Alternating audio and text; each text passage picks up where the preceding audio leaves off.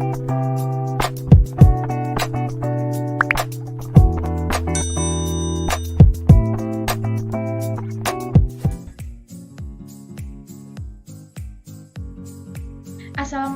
warahmatullahi wabarakatuh.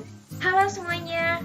Sebelumnya perkenalkan nih, nama aku Nita Siti Laksana dari Prodi PPKN kelas A2, Fakultas Keguruan dan Ilmu Pendidikan, Universitas Lambung Mangkurat. Di video kali ini aku pengen menanggapi nih fenomena sosial terhadap pembelajaran daring sebagai segmen pendidikan selama masa pandemi COVID-19 yang berlangsung di Indonesia. Mewabahnya COVID-19 ini dan berlakunya kebijakan pembatasan sosial tentunya mengakibatkan adanya perubahan dan dalam kebiasaan hidup masyarakat. Perubahan ini menimbulkan permasalahan sosial yang tentunya tidak diinginkan oleh masyarakat. Nah, menurut pandangan aku, perubahan sosial ini terbagi ke dalam beberapa bagian. Ditinjau dari ruang lingkupnya, perubahan sosial ini menjadi dua bagian, yaitu perubahan sosial kecil dan perubahan sosial besar. Yang pertama ada perubahan sosial kecil. Perubahan sosial kecil adalah perubahan yang terjadi pada struktur sosial, namun tidak membawakan pengaruh langsung kepada masyarakat luas. Biasanya perubahan kecil ini terjadi dalam lingkup individu dan dilakukan oleh perorangan. Misalnya, dalam kasus pandemi COVID-19, perubahan sosial kecil ini menuntut masyarakat untuk menerapkan protokol kesehatan, seperti halnya mencuci tangan, mengenakan masker, dan menjaga jarak satu sama lain, atau yang bisa kita sebut dengan 3M. Lalu kemudian ada perubahan sosial besar. Perubahan sosial besar ini contohnya seperti perubahan sistem kerja, sistem belajar, dan sebagainya yang sebelumnya dilakukan secara tatap muka, kini harus beralih ke sistem daring menggunakan aplikasi video seperti Zoom, Google Meet, dan lain sebagainya.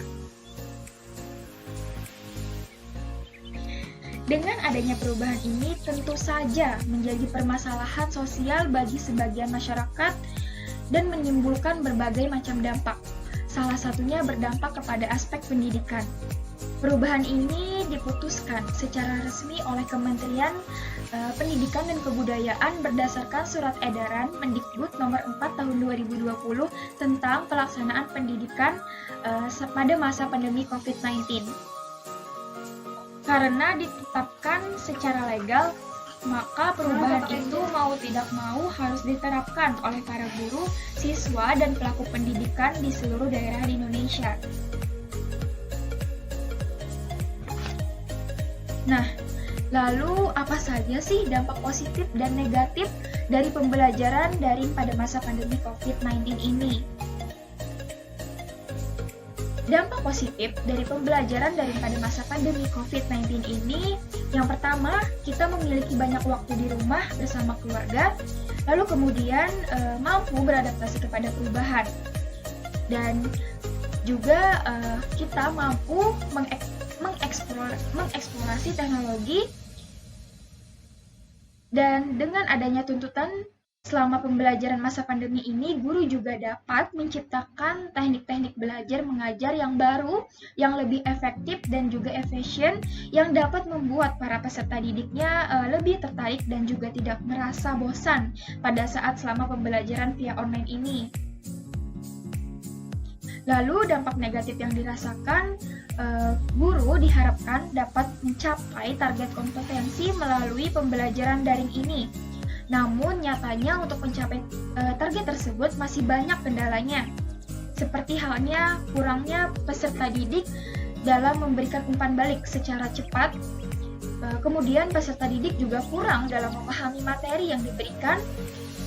Lalu kurangnya alat komunikasi membuat peserta didik tidak dapat mengumpulkan tugas secara tepat waktu. Melonjaknya pengeluaran biaya untuk kuota internet, orang tua juga disibukkan oleh tugas anak. Dan lalu penjelasan guru ini tidak jelas ketika sinyal buruk sehingga materi yang disampaikan tidak diterima dengan baik.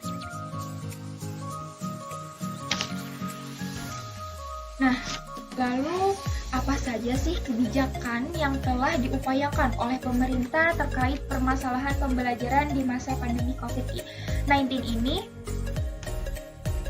Jadi, beberapa kebijakan yang telah diupayakan oleh pemerintah terkait dengan permasalahan pembelajaran di masa pandemi ini, yaitu dengan berprinsip mengutamakan kesehatan dan keselamatan peserta didik, pendidik, tenaga pendidikan, keluarga, dan masyarakat secara umum, serta mempertimbangkan tumbuh kembang peserta didik dan kondisi psikososial dalam upaya pemenuhan layanan pendidikan selama pandemi COVID-19.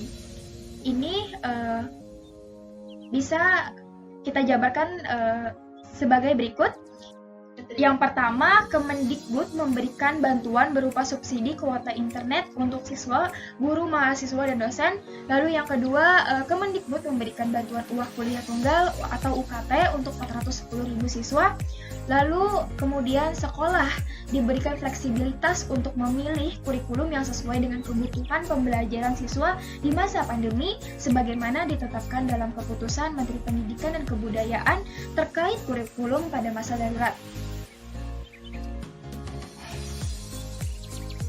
Nah, jadi pada akhirnya pelajaran yang dapat kita petik dari dunia pendidikan di tengah pandemi COVID-19 ini, yakni kegiatan belajar tatap muka dengan guru terbukti lebih efektif ketimbang secara daring.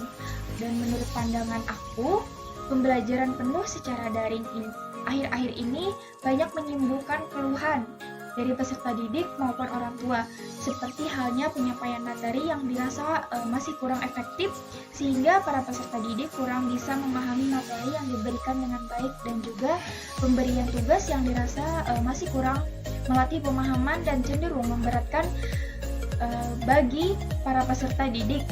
Namun, aku rasa dengan kondisi yang aku sebutkan tadi juga dapat segera pulih, karena dengan adanya kerjasama yang terstruktur antara pemerintah dan juga instansi pendidikan untuk mencapai tujuan, yaitu terlaksananya pembelajaran daring yang lebih efektif dan efisien. Namun usaha ini juga tidak lepas dari kemauan masing-masing individu peserta didik dalam beradaptasi agar dapat menyesuaikan metode pembelajaran online ini.